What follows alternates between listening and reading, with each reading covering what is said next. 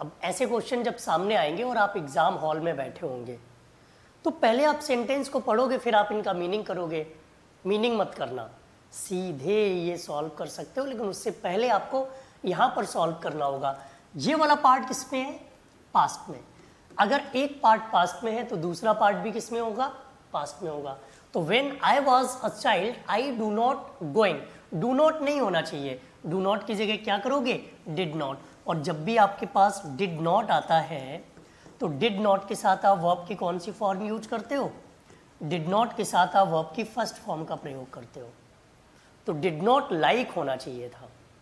Next, अगले question की तरफ बढ़ते हैं। अगला क्वेश्चन है, my guest does not wanted to eat anything since they were not hungry after the party. Party करने के बाद में उनको भूख लगी नहीं थी, और भूख नहीं लगी थी तो उनके जो गेस्ट थे वो कुछ भी खाना नहीं चाह रहे थे, या उनको कुछ भी खाने का मन नहीं था। तो did not want to eat, did not wanted to eat, don't wants to eat, या फिर नो इम्प्रूवमेंट। ये भी आसान है, लेकिन ऐसे क्वेश्चन की प्रैक्टिस करके जाना। गेस्ट यहाँ पर कैसा है? गेस्ट यहाँ पर प्लूरल है। प्लूरल है तो डज नॉट नहीं आएगा, क्या होना चाहिए? डू नॉट होना चाहिए। और डू नॉट के साथ वर्ब की कौन सी फॉर्म आती है? First form. डू नॉट के साथ वांट्स तो नहीं करोगे आप। देखो कैसे आपको एग्जामिनर परेशान करेगा। यहाँ डू नॉट तो है लेकिन वांट्स कर दिया। नजर का गेम है, दुर्घटना घट जाएगी अगर सावधानी हट गई तो। डिड नॉट के साथ वांटेड भी नहीं आता, डिड नॉट के साथ वर्ब की फर्स्ट फॉर्म आती है। अब मजबूरी में हम ऑप्शन कौन सा करेंगे? ये। अब मजबूरी नहीं है, ये सही कॉन्सेप्ट है, क्योंकि ये वाला पार्ट किस में है? पास्ट में। और सेंटेंस का एक पार्ट अगर पास्ट में हो तो उसका अगला पार्ट भी किस में होता है? वो भी पास्ट में होता है। तो ये क्या हो जाएगा? Did not want to eat. Question solve करना कभी टफ नहीं होता है, एग्जाम में भी नहीं, मॉक टेस्ट में भी नहीं, सैंपल पेपर में भी नहीं, प्रैक्टिस करते हुए भी नहीं। गलतियां तो तब होती हैं जब आप लोग जल्दबाजी दिखाते हो। जल्दबाजी दिखाओगे, इस क्वेश्चन को गलत तरीके से सॉल्व करने की कोशिश करोगे, तब परेशानी आती है। इसको देखो जरा, इसको निकालिए। Please switch on all the lights in the rooms at it is getting very dark now. कमरे की सारी लाइट्स ऑन कर दो क्योंकि अब अंधेरा होने वाला है। तो एज इट इज गेटिंग, इसमें कोई गलती हो सकती है। ऑप्शन है as it were getting, no improvement, as it was getting, या व्हेन इट विल गेट।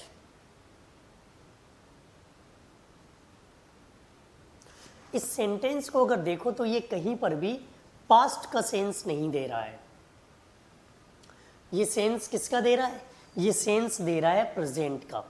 और अगर ये प्रेजेंट का सेंस दे रहा है तो बिल्कुल सही है, क्योंकि इट के साथ हमेशा सिंगुलर वर्ब आती है।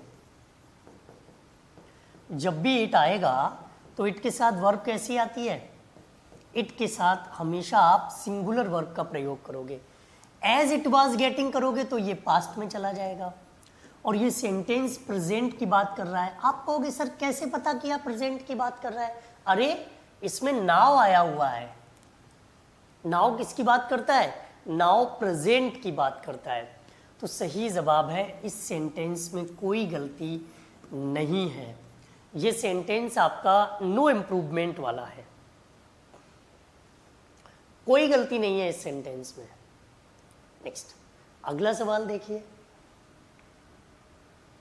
My daughter fail asleep while she been reading, while she been reading। एक ऐसा क्वेश्चन जो देखने में ही लग रहा है कि हाँ ये गलत तो है, तो सही करो इसको। while she is reading, या कोई गलती नहीं है। while she was reading, या whenever she has reading। ओ भाई, हैज के साथ भी रीडिंग किया है। My daughter fail asleep while she been reading।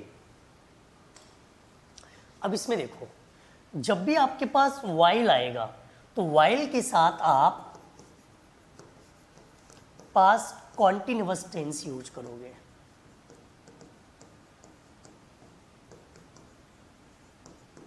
जब भी आपके पास वाइल आएगा तो वाइल के साथ कौन सा टेंस यूज करोगे, पास्ट कॉन्टिन्यूअस टेंस का यूज करोगे।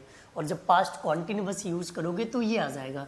भाई हैज और हैव के साथ तो वर्ब की थर्ड फॉर्म आती है। इज रीडिंग कर दोगे तो ये प्रेजेंट में चला जाएगा और ये पास्ट में है क्योंकि फेल आपका पास्ट में लिखा है। सेंटेंस का एक पार्ट अगर पास्ट में है तो बाकी पार्ट्स भी उसके पास्ट में ही जाएंगे। नेक्स्ट को देखो, अगला क्वेश्चन क्या कह रहा है, the metro service is so good that one does not have to visit since a few minutes. बहुत ही आसान क्वेश्चन है ये। अगर ये गलत हो गया आपसे ना तो सही मायने में आप तैयारी नहीं कर रहे हो। अगर तैयारी कर भी रहे हो तो खींच खांच के तैयारी कर रहे हो, सेल्फ स्टडी नहीं कर रहे हो, क्योंकि ऐसे क्वेश्चन सिर्फ उनसे गलत होते हैं जो कभी पढ़ते ही नहीं है। या तो सीधे क्लास में पहुंच जाते हैं या सीधे पेपर में पहुंच जाते हैं। ऐसे क्वेश्चंस के लिए सेल्फ स्टडी करना बहुत ज़रूरी है।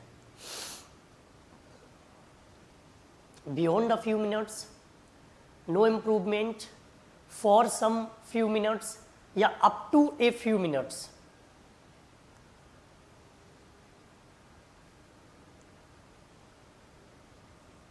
देखो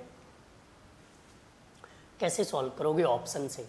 सिंस तो नहीं आएगा क्योंकि सिंस हम पॉइंट ऑफ टाइम के लिए करते हैं। पॉइंट ऑफ टाइम मतलब 2 बजे, 4 बजे, 6 बजे, 8 बजे, 1990, संडे, मंडे से, सुबह से, दोपहर से, बचपन से, शादी से, तब हम सिंस का यूज करेंगे पॉइंट ऑफ टाइम के सेंस में। अब फॉर और सम दोनों चीजें एक साथ रख नहीं सकते। फॉर और सम रख सकते हो, सम और फ्यू एक साथ नहीं रख सकते।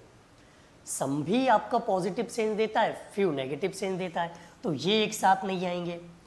अप टू का कोई यहाँ पर मतलब नहीं है। द मेट्रो, रुक जाओ, अप टू का मतलब हो सकता है the metro service is so good that one does not have to wait up to a few minutes. Beyond a few minute ज़्यादा सही है कि इतना सर्विस इतनी अच्छी है कि 1 मिनट से ज़्यादा, 1 मिनट से ऊपर किसी को इंतज़ार ही नहीं करना पड़ता है। तो ये जो आपके सामने है ये किसकी बात कर रहा है, ये बात कर रहा है सही मीनिंग की। और जब मीनिंग सही मिल जाए ना तो सेंटेंस अपने आप सही हो जाता है। और यहाँ पर ये बिल्कुल सही सेंटेंस है। नेक्स्ट अगला सवाल देखो क्या कह रहा है, have you any idea where is Anya. क्या आपके पास कोई आइडिया है अन्या कहाँ है। वेयर अन्या बर, वेयर बाज अन्या, वेयर अन्या इज। क्या आपको आइडिया भी है कि अन्या कहाँ है।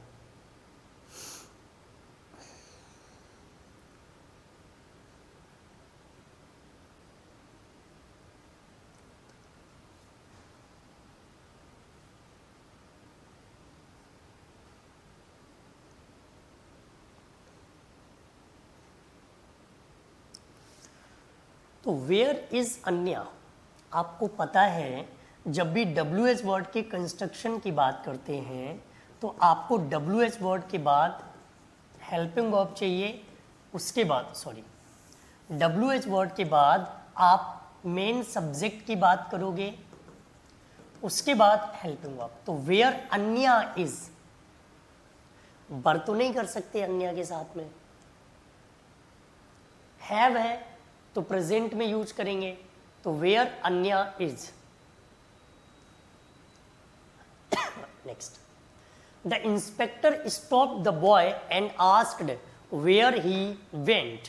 ही वेंट में कोई गलती है, ही हैड गोइंग हो सकता है, नो इम्प्रूवमेंट हो सकता है, ही हैज गॉन हो सकता है, या ही वाज गोइंग हो सकता है। इंस्पेक्टर ने लड़के को रोका और पूछा कहाँ गए थे। ये वैसे कॉन्सेप्ट के बेस पर देखा जाए तो इसका ऑप्शन कुछ और होना चाहिए, बट यहां पर ऑप्शन के अकॉर्डिंग देखो कौन सा आंसर सही क्लिक करोगे।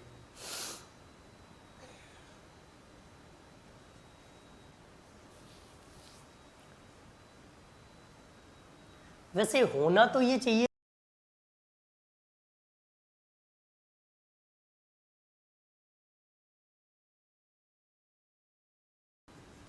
वो जहां पर गया था वहां से लौट रहा है, तभी तो पुलिस वाले ने रोक के पूछा गया है कहाँ गए थे। तो यहां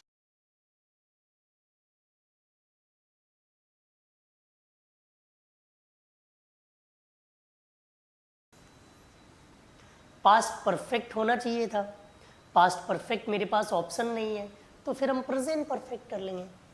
लेकिन देखो, पास्ट पर प्रेजेंट परफेक्ट क्यों करो, नो इम्प्रूवमेंट कर लो।